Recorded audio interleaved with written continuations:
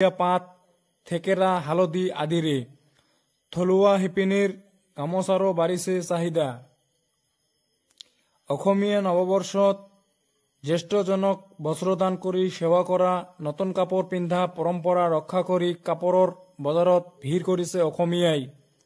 আনহাতে কৰ্মব্যস্ততা এৰি আপোন ঘৰখনলৈ উভতিছে বিভিন্নজন। উজনিৰ পৰা নামনি লৈ ৰঙালীৰ আনন্দত মতলীয়া হৈ হেঁপাহৰ ঘৰলৈ ঢাপলি মেলিছে কৰ্মচাৰী।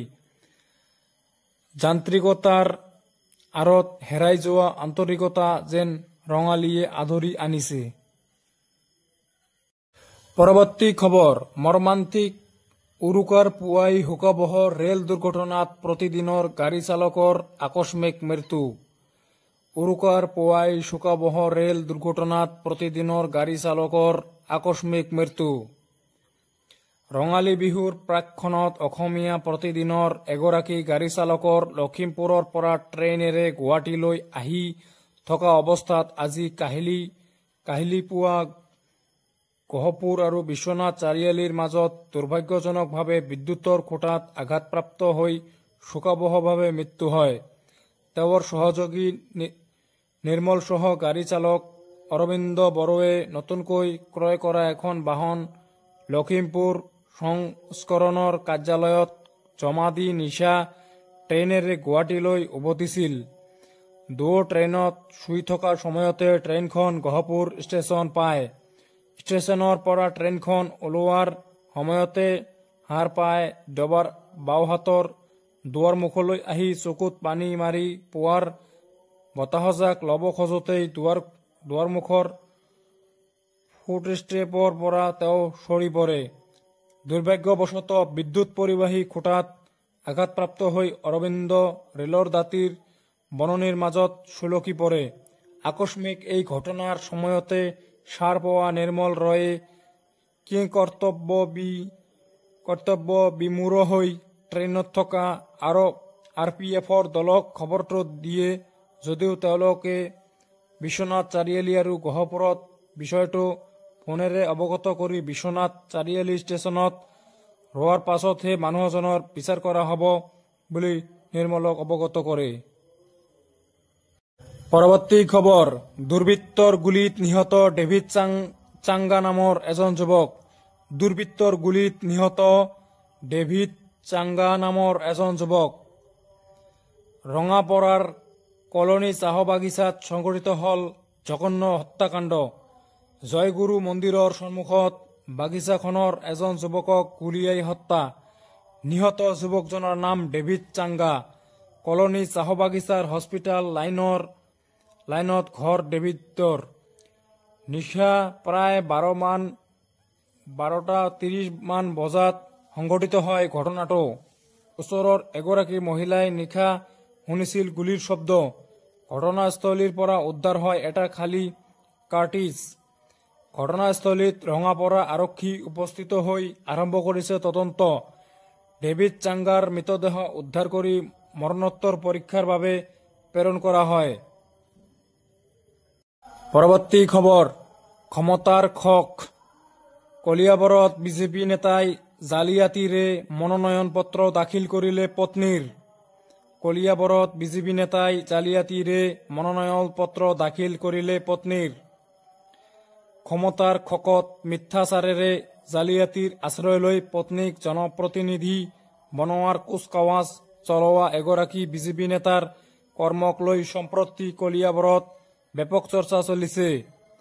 সুদীৰ্ঘ বছৰে কষ্টপাৰ্জিত মান সন্মান নিমিষতে জলাঞ্জলি দি মাথো পত্নীক ৰাজনৈতিক ক্ষেত্ৰখনত প্ৰতিষ্ঠা কৰিবলৈকে শিক্ষাগত অৰ্হতাৰ ভুৱা প্ৰমাণ পত্ৰ দাখিলেৰে ৰাজ্যিক বিজেপিৰ বিষয়ববীয়া কৰুণা কুমাৰ ভূঞাই পঞ্চায়ত নিৰ্বাচনত মনোনয়ন পত্ৰ দাখিল কৰোৱা কাৰ্যই বৰ্তমান সময়ত কলিয়াবৰত জিলা বিজেপিকো অস্বস্তিত পেলোৱা পৰিলক্ষিত হৈছে। এগৰাকী তথাকথিত সচেতন ৰাজনৈতিক ব্যক্তিৰ পৰা কেতিয়াও আশা নকৰা এনে নাভূত নাশ্ৰুত আপত্তিজনক কৰ্মকাণ্ডৰ বিৰুদ্ধে সামাজিক মাধ্যমৰ জৰিয়তে সৰব হোৱা দেখা কৈছে সচেতন মহলক। পৰৱৰ্তী খবৰ, সাব জুনিয়ৰ খেল India women Pencak silat league 2025 অসমৰ 11টা পদক অৰ্জন। ছত্তীশগড়ৰ বিলাসপুৰ স্থিত বি.আৰ. যাদৱ ইনডোৰ ষ্টেডিয়ামত ইণ্ডিয়ান পেঞ্চাক চিলাট ফেডাৰেশ্যনৰ উদ্যোগত 9ৰ পৰা 12 এপ্ৰিললৈকে 4দিনীয়াকৈ অনুষ্ঠিত হৈছে আস্মিতা ৰাষ্ট্ৰীয় সাব জুনিয়ৰ খেল ইণ্ডিয়া উইমেন পেঞ্চাক চিলাট।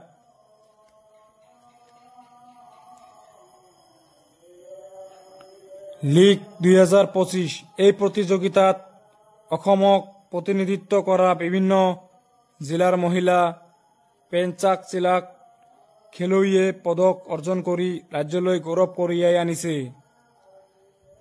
ভাৰতীয় ক্ৰীড়া প্ৰাধিকৰণৰ প্ৰত্যক্ষ প্ৰয়োজনা আৰু পৰ্যবেক্ষণত হোৱা উক্ত সহযোগিতাত দেশৰ 36 ৰাজ্যৰ প্ৰায় 1200 গৰাকী খেলুৱৈয়ে অংশগ্ৰহণ কৰিছে। অসম পেঞ্চাক চিলাট সন্থাৰ যুটীয়া সম্পাদক গগন চন্দ্ৰ বড়ো, সহ সম্পাদক স্বপন বড়ো আৰু ৰাষ্ট্ৰীয় বিচাৰক ওম ছেত্ৰীৰ নেতৃত্বত যোৱা অসমৰ খেলুৱৈসকলে ট্ৰেণ্ডিং, তুংগল, গাণ্ডা, ৰেগু আৰু ক্ৰিয়েটিভ ছল আদি শাখাত প্ৰতিযোগিতা আগবঢ়ায়। পৰৱৰ্তী খবৰ, ৱাকফক লৈ অগ্নিগৰ্ভা পশ্চিমবংগ উচ্চ ন্যায়ালয়ৰ কেন্দ্ৰীয় নিৰাপত্তা বাহিনী মোতায়েনৰ নিৰ্দেশ। ৱাকফ আইনক লৈ পশ্চিমবংগত সৃষ্টি হৈছে উত্তপ্ত পৰিস্থিতিৰ। মালদা, হুগলী, মুৰ্ছিদাবাদকে ধৰি পশ্চিমবংগৰ বহু অঞ্চলত সংঘটিত হৈছে এটাৰ পিছত আন এটা হিংসাত্মক ঘটনা। এই পৰ্যন্ত 3জন লোকৰ মৃত্যু হোৱাৰ লগতে বহু লোক আহত হৈছে। মুৰ্ছিদাবাদ আৰু অন্যান্য হিংসাৰ গোচৰত গ্ৰেপ্তাৰ হৈছে 150 জনতকৈ অধিক লোক। এই হিংসাত্মক পৰিস্থিতিৰ পৰিপ্ৰেক্ষিতত কলিকতা উচ্চ ন্যায়ালয়ে কেন্দ্ৰীয় নিৰাপত্তা বাহিনী মোতায়েনৰ নিৰ্দেশ দিছে। পশ্চিমবংগত সংঘটিত হিংসাত্মক পৰিস্থিতিৰ পৰিপ্ৰেক্ষিতত শনিবাৰে ৰাজ্যখনৰ মুখ্য সচিব আৰু ডিজিপিৰ সৈতে বাৰ্তালাপ কৰিছে কেন্দ্ৰীয় গৃহ সচিব গোবিন্দ মোহনে। প্ৰায় 300 BSFৰ জোৱানৰ উপৰিও হিংসাত্মক পৰিস্থিতিত আক্ৰান্ত মুৰ্ছিদাবাদত আৰু 5টা কোম্পানী মোতায়েন কৰা হৈছে। পশ্চিমবংগৰ ডিজিপিয়ে সদৰি কৰে যে ৰাজ্যখনৰ পৰিস্থিতি এতিয়া উত্তেজনাপূৰ্ণ যদিও সকলো নিয়ন্ত্ৰণত আছে আৰু তীক্ষ্ণ নজৰ ৰখা হৈছে। স্থানীয়ভাৱে নিয়োজিত BSFৰ সহায় লোৱাৰ লগতে 150 জনতকৈ অধিক লোকক গ্ৰেপ্তাৰ কৰা হৈছে বুলিও ডিজিপি গৰাকীয়ে জানিবলৈ দিয়ে। আনহাতে সমগ্ৰ ঘটনাৰ সন্দৰ্ভত মমতা বেনাৰ্জীয়ে সামাজিক মাধ্যমযোগে উল্লেখ কৰে, মনত ৰাখক, যি আইনৰ বিৰুদ্ধে আপোনালোকে আন্দোলন কৰিছে সেই আইন আমি প্ৰণয়ন কৰা নাই, কেন্দ্ৰীয় চৰকাৰক দাবী কৰক, এই বুলি আক্ষেপ কৰে মমতা বেনাৰ্জীয়ে। পৰৱৰ্তী খবৰ, ভাৰতীয় বজাৰসমূহ অতি শক্তিশালী, মই নাভাবো আমি চিন্তা কৰাৰ প্ৰয়োজন কি মিনিষ্ট্ৰী। আমেৰিকাই শুল্ক আৰোপ বন্ধ কৰাৰ পিছত বহুতে হয়তো হতাশাৰ উৎসাহ লৈছিল।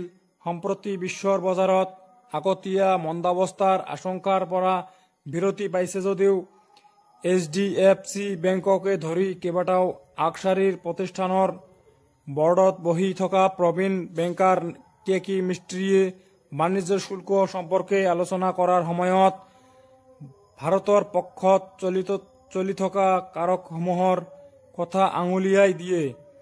তেওঁ উল্লেখ কৰে যে মোৰ মতে ভাৰতীয় বজাৰসমূহ অতি শক্তিশালী আৰু মই নাভাবো যে আমি চিন্তা কৰাৰ প্ৰয়োজন। ব্যক্তিগতভাৱে যদি মই বিনিয়োগৰ দৃষ্টি চাই আছিলো তেন্তে মই ভাবিম যে এইটো দীৰ্ঘম্যাদী বিনিয়োগৰ বাবে এটা ভাল সময় যদি সম্ভ্ৰম্যাদী অস্থিৰতা আছে। পৰৱৰ্তী খবৰ, দেওবাৰে আকৌ আহিল ভূমিকম্প।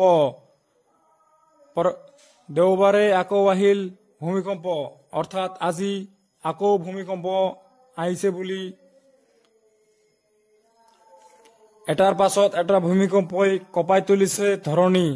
প্ৰায় 6.4 প্ৰাবল্যৰ ভূমিকম্পই এইবাৰ কপাই গ'ল তাজাকিস্তানক। দেওবাৰে অৰ্থাৎ আজি পুৱাৰ ভাগতে আহিল এই ভূমিকম্প। অৱশ্যে এই ভূমিকম্পত কোনো লোকৰ প্ৰাণহানি হোৱা নাই। উল্লেখ কৰা প্ৰয়োজন যে তাজাকিস্তানক যোৱা শনিবাৰৰে পৰা কেইবাটাও সৰু সৰু ভূমিকম্পই জোকাৰি আছে। ইয়াৰ পূৰ্বে যোৱা শনিবাৰে পাকিস্তানক প্ৰায় 5.9 প্ৰাবল্যৰ ভূমিকম্পই জোকাৰি গৈছিল। দেওবাৰে পুৱাৰ ভাগত তাজাকিস্তানত হোৱা ভূমিকম্পই বিশেষ কোনো ক্ষয় ক্ষতি কৰাৰ খবৰ অহা নাই। পৰৱৰ্তী খবৰ, আইফোনৰ বজাৰ, চীনক চেৰালে ভাৰতে। আইফোন উৎপাদনৰ ক্ষেত্ৰত চীনক চেৰ পেলালে ভাৰতে। শেহতীয়াকৈ এক প্ৰতিবেদনত পোহৰলৈ আহিছে এই তথ্য। এপল ইনকৰ্পৰেটেডে সদৰি কৰা অনুসৰি 2024 মাৰ্চৰ পৰা 2025 মাৰ্চলৈকে ভাৰতত উৎপাদন হোৱা প্ৰায় $22 বিলিয়ন আইফোন বিক্ৰী কৰিছে। পূৰ্বতকৈও প্ৰায় 60% বৃদ্ধি পোৱাৰ কথা সদৰি কৰিছে প্ৰতিষ্ঠানটোৱে। কেলিফৰ্ণিয়াৰ কোপাৰটিনোৰ মুখ্য কাৰ্যালয় থকা কোম্পানীটোৱে এতিয়া দক্ষিণ এছিয়াৰ দেশখনত নিজৰ বহুমূলীয়া আইফোনৰ 20% অৰ্থাৎ প্ৰতি 5টাৰ ভিতৰত এটা নিৰ্মাণ কৰে বুলি সদৰি কৰিছে এই প্ৰতিবেদনত। ভাৰতৰ মুঠ উৎপাদনৰ ভিতৰত এপলে 2025 চনৰ মাৰ্চলৈকে বিত্তীয় বৰ্ষত ভাৰতৰ পৰা $1.5 ট্ৰিলিয়ন চমুকৈ $17.4 বিলিয়ন আইফোন ৰপ্তানি কৰিছিল বুলি বিভাগীয় সূত্ৰই সদৰি কৰিছে। ইফালে ফেব্ৰুৱাৰী মাহত ৰাষ্ট্ৰপতি ডনাল্ড ট্ৰাম্পে তথাকথিত পাৰস্পৰিক শুল্কৰ পৰিকল্পনা ঘোষণা কৰাৰ পিছত ভাৰতৰ পৰা আমেৰিকালৈ আইফোনৰ চালান ত্বৰান্বিত হৈছে বুলি তথ্যত প্ৰকাশ পাইছে। পৰৱৰ্তী খবৰ, অৰ্ধপৰিবাহী নিৰ্মাণত ভাৰতৰ ক্ৰমবৰ্ধমান ভূমিকাই স্থান লাভ কৰে কাৰ্নেগীৰ গ্ল'বেল টেকনলজি সামিটত। আমেৰিকা যুক্তৰাষ্ট্ৰৰ ছেমিকণ্ডাক্টৰ উদ্যোগ সংস্থাৰ সভাপতি তথা মুখ্য কাৰ্যবাহী বিষয়া জন নিউফাৰে বিশ্বৰ ছেমিকণ্ডাক্টৰ চিষ্টেমৰ ভিতৰত যোগান শৃংখলৰ বৈচিত্ৰ্য ত্বৰান্বিতকৰণৰ সন্দৰ্ভত আলোকপাত কৰে, যিয়ে ভাৰতৰ বাবে এই জটিল উদ্যোগত নিজৰ ভূমিকা সম্প্ৰসাৰণৰ এক উল্লেখযোগ্য সুযোগৰ ইংগিত দিছে। কাৰ্নেগী গ্ল'বেল টেকনলজি সামিটৰ ফ্লেগশ্বিপ ডায়লগত এই মন্তব্য কৰে নিউফাৰে। পৰৱৰ্তী খবৰ, অভিষেকৰ দুৰ্দান্ত শতক, জেপত কিয় লৈ ফুৰিছিল সেই বিশেষ কাগজখন। এই বৰ্ষৰ IPLত অতিকৈ শক্তিশালী প্ৰদৰ্শন কৰি আছে ছানৰাইজাৰ্ছ হায়দৰাবাদে। যোৱা 12 এপ্ৰিলত পাঞ্জাৱ কিংছৰ বিৰুদ্ধে হায়দৰাবাদৰ দলটোৰ দুৰ্দান্ত বেটিঙে সকলো ক্ৰীড়াপ্ৰেমীৰ হৃদয় জয় কৰিলে। এই মেচখনত ছানৰাইজাৰ্ছ হায়দৰাবাদৰ অপেনিং বেটছমেন অভিষেক শৰ্মাৰ বেটিঙে সকলোকে চমকিত কৰি তোলে। পাঞ্জাৱ কিংছৰ বিৰুদ্ধে খেলা এই মেচখনত অভিষেক শৰ্মাই 55টা বলত 155 ৰানৰ ইনিংছ খেলে। অভিষেক আৰু হেডৰ দুৰ্দান্ত বেটিঙৰ বাবে 2 অভাৰ বাকী থাকোঁতেই পাঞ্জাৱ বান্ধি দিয়া 246 ৰানৰ লক্ষ্য হেলাৰঙে অতিক্ৰম কৰে হায়দৰাবাদে।